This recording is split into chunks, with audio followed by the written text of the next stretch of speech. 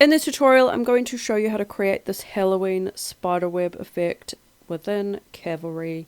Let's get into it. Okay, so I've got my composition open. I've got a background shape here already, and the first thing I'm going to do is create a spiderweb. So I'm going to grab the pen tool, and I'm just going to be creative and kind of go where I feel like it might go.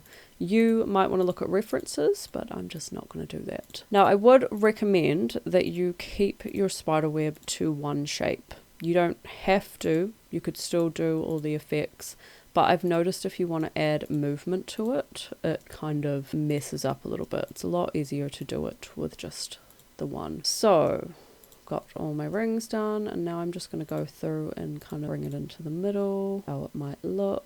I just speed through this. Oh, so this is what I've got. Perfectly imperfect. This slightly. That will do.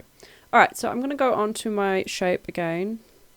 I'm going to go to the stroke tab. I'm going to change this color to a white, and I'm going to bring this width down to about 1.5. Then I'm going to select my shape, and on the filters I'm going to go to distort edges, and in this I'm just going to start adjusting. So I'm going to bring this border down to 0, bring this up to about 59.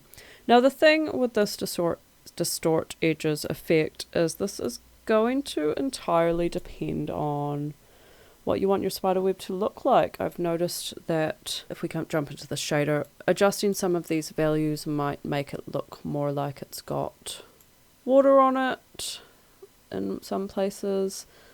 It might look like it's got more light on it in others, so I would encourage you to just, I could tweak it all day, quite honestly, but I'm not going to. So I always just bring this to a 0, because I hate the movement. I don't like it on this effect. Next thing, I'm just going to make sure my web is selected again, come back to filters, and I'm going to add a light sweep.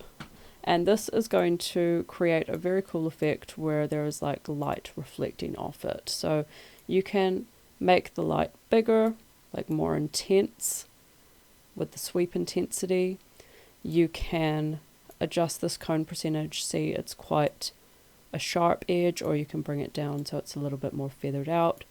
You could adjust the center if you wanted to add a reflection on it, adjust the edge intensity. It's completely up to you. So this is just what I've got. I've just added a slight keyframe, just something really subtle. Now I'm just going to show you one last thing, and that's how you might want to do this on a text. So I'm just going to add a text. And you can, this is quite a cool font, by the way. It's free.